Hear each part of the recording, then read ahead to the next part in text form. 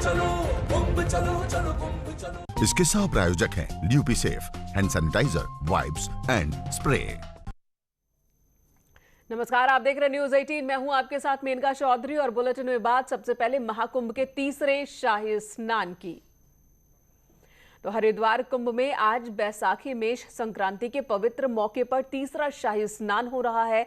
बैसाखी पर 13 अखाड़ों के साधु संत शाही स्नान करेंगे। तीसरे शाही स्नान से पहले सुबह हर की पैड़ी पर भव्य गंगा आरती हुई, जिसमें हजारों श्रद्धालुओं ने हिस्सा लिया। बैसाखी के पावन मौके पर मां गंगा के दर्शन किए। शाही स्नान सुबह 10:15 पर शुरू होगा। शाम 5:30 बजे तक शाही स्नान चलेगा। शाही स्नान के लिए हर की पैड़ी को अब खाली कराया जा रहा है। सुबह 7 बजे तक आम श्रद्धालुओं के लिए हर की पैड़ी पर स्नान की व्यवस्था थी, जिसके बाद अब आम श्रद्धालुओं को दूसरे घाटों पर स्नान की ही इजाजत होगी। साधु संत अब 10:15 बजे से आगे शाही स्नान करेंगे। और हरिद्वार महाकुंभ का शाही स्नान आज, जिसमें बड़ी संख्या में साधु संत हिस्सा ले रहे हैं। साधु संत किन जगहों से होकर गुजरेंगे और किस तरह का नजारा आज देखने को मिलेगा, देखिए ये रिपोर्ट।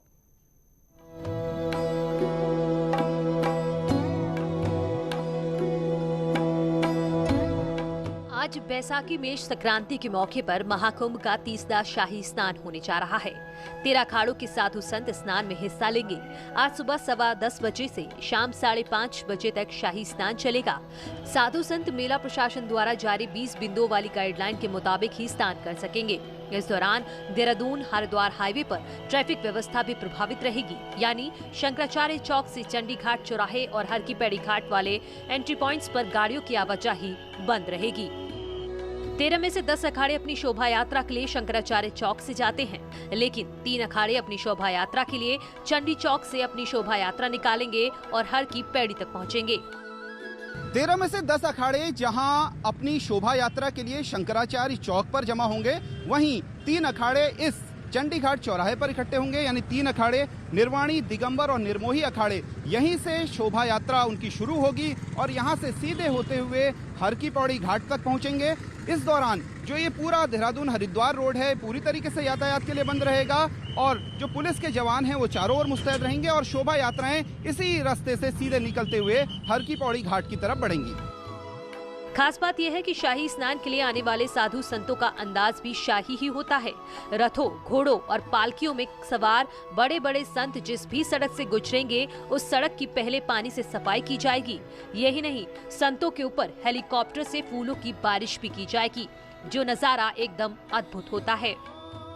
खास बात यह है कि साधु संतों की पालकियां यानी झांकियां जब जब सड़कों से होकर के गुजरती हैं इस पेशवाई के दौरान, तो सड़कों की सफाई एक टैंकर के जरिए करवाई जाती है और सबसे ज्यादा दिव्य और अद्भुत नजारा तब हो जाता है जब हेलीकॉप्टर के जरिए गुलाब के फूलों की बरसात होती है। कुंभ के दौरान साधु संतों की पेशवाई का भी अनोखा नजारा देखने को मिलता है। इस नजारे को देखने के लिए श्रद्धालु दूर दूर से आते हैं। पेशवाई के दौरान साधु संतों का वैभव देखने लायक होता है। विशेष तौर पे निरंजनी और जूना अखाड़े के जो साधु परंपरा से जुड़े हुए अखाड़े हैं, उनकी जो पेशवाई निकलती है वो देखने लायक होती है, क्योंकि इनके जो नागा साधु हैं वो अपने आप में बिल्कुल अद्भुत छटा बिखेरते हैं, जो कुंभ की एक तरह से जान होती है। और इन्हीं को देखने के लिए लाखों श्रद्धालु, करोड़ों श्रद्धालु इस महाकुंभ में पहुंचते हैं। बैसाखी में संक्रांति के मौके पर होने वाले शाही स्नान में सभी साधु संत इस हर की पैड़ी पर बने ब्रह्मकुंड में स्नान करेंगे। 13 के 13 अखाड़े बारी बारी से इस घाट पर आएंगे और स्नान कर अपनी अपनी छावनियों में चले जाएंगे। हरिद्वार से न्यूज 18 के लिए शैलेंद्र नेगी की रिपोर्ट। और महाकुंभ के शाही स्नान में सभी 13 अखाड़े भी स्नान करेंगे। सभी अखाड़ों के लिए वक्त निर्धारित है और अखाड़ों के साधु संतों को अपने समय के अंदर ही स्नान करना होगा।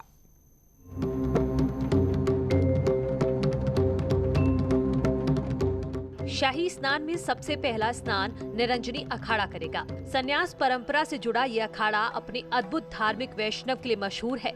इस अखाड़े के पास नागाओं की बहुत बड़ी फौज है। इसी अखाड़े के साथ आनंद अखाड़े से जुड़े संत भी स्नान करेंगे। दोनों अखाड़े 30 मिनट तक ब्रह्मकुंड में स्नान करेंगे।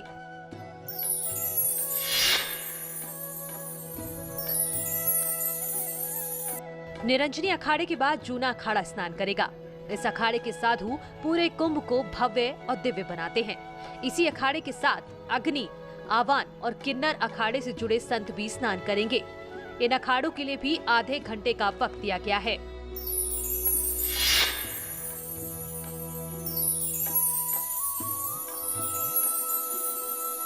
परंपरा है कि एक अखाड़े के स्नान के बाद ब्रह्मकुंड के घाट की धुलाई कर सफाई कराई जाती है, तभी दूसरा अखाड़ा स्नान के लिए आता है। निरंजनी और जूना दोनों बड़े अखाड़ों के स्नान के बाद महानिर्वाणी अखाड़े के साधु संत शाही स्नान करेंगे।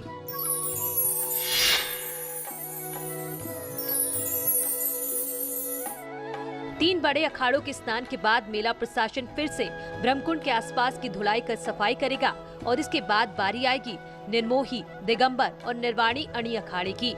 ये अखाड़े सीधे कनखल छावनी से निकलकर चंडीघाट चौराहे से होते हुए ब्रह्मकुंड में पहुंचेंगे और इन अखाड़ों से जुड़े संत 50 मिनट तक ब्रह्मकुंड में स्नान करेंगे।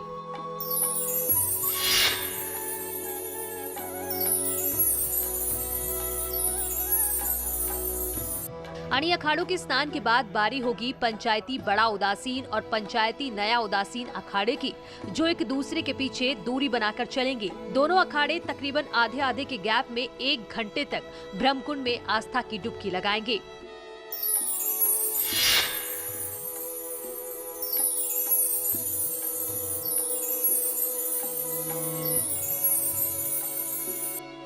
महाकुंभ पर पड़ने वाली बैसाखी में संक्रांति के मौके पर अंत में शाही स्नान की बारी होगी सिख संतों और गुरु ग्रंथ साहिब को मनाने वाले श्री निर्मल अखाड़े की। वाहे जी दा खालसा, वाहे गुरु जी दी फतेह के जय घोष के साथ ये अखाड़ा स्नान के लिए पहुंचेगा, जो 5:30 बजे ब्रह्मकुंड में स्नान कर अपनी छावनी के लिए प्रस्थान करेगा।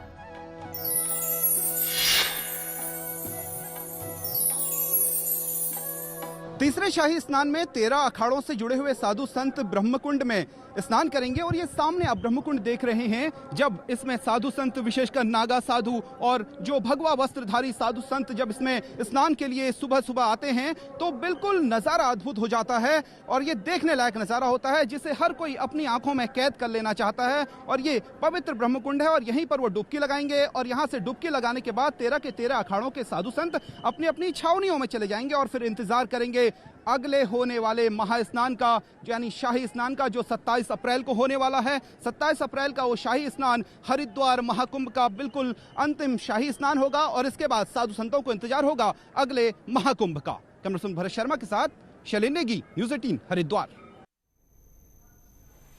और तीसरे शाही स्नान पर केंद्रीय मंत्री साध्वी निरंजन ज्योति भी गंगा में डुबकी लगाने वाली हैं। उन्होंने न्यूज़ 18 से कहा कि गंगा ने भगीरथ के पूर्वजों को तारा।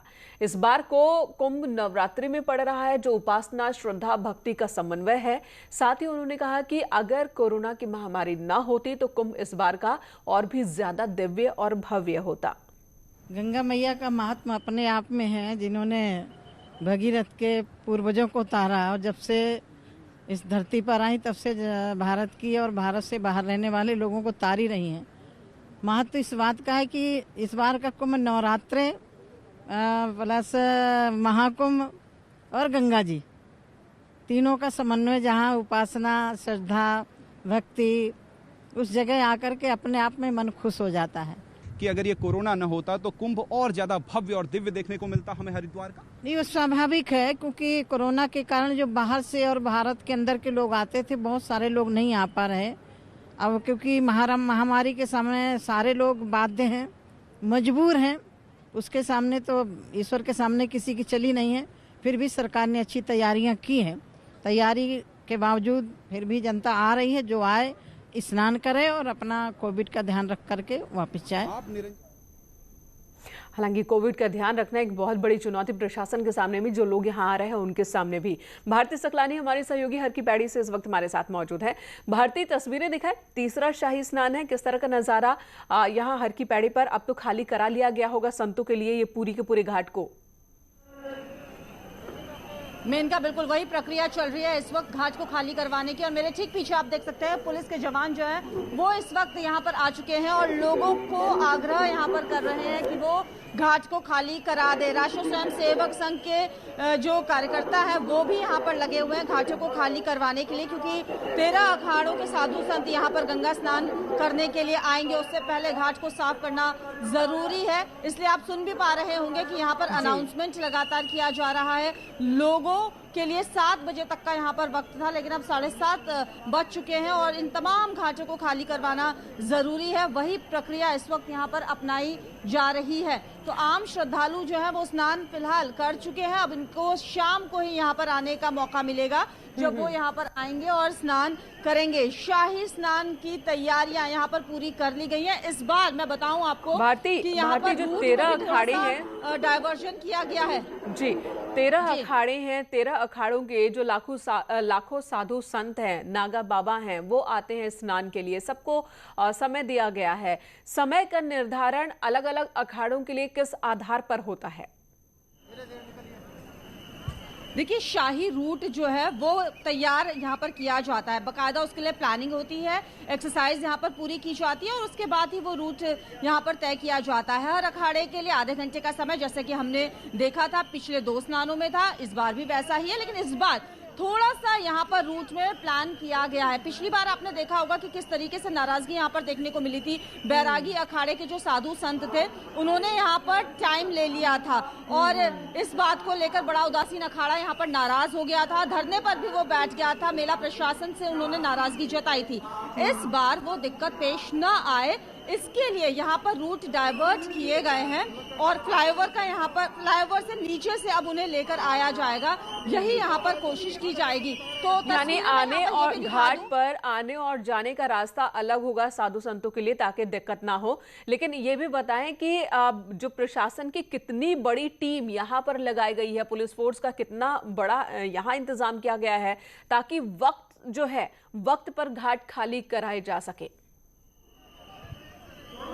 देखिए, वही तस्वीरें मैं आपको दिखाना चाह रही थी मेनका, कि यहाँ पर मानव श्रृंखला बना ली गई है और उस श्रृंखला में यहाँ पर आप देखिए किस तरीके से पुलिस जो है वो तैयारी करती हुई नजर आ रही है ताकि ये घाट समय पर खाली हो जाए। कई राज्यों की पुलिस फोर्सेज यहाँ पर बुलाई गई है। SDRF की टीम यहाँ पर तैनात है। जैसा मैंने बताया आपको, RSS के 1500 से ज्यादा जो कार्यकर्ता है वो भी यहाँ पर ट्रैफिक व्यवस्था को संभालते हुए नजर आ रहे हैं। तो तमाम बिल्कुल सकलानी, हम देख पा रहे हैं भारती की कैसे लोगों को समझाया जा रहा है कि घाट खाली कर दें, क्योंकि अब वक्त हो चला है अखाड़ों के शाही स्नान का और उससे पहले घाट को साफ सुथरा भी करना है।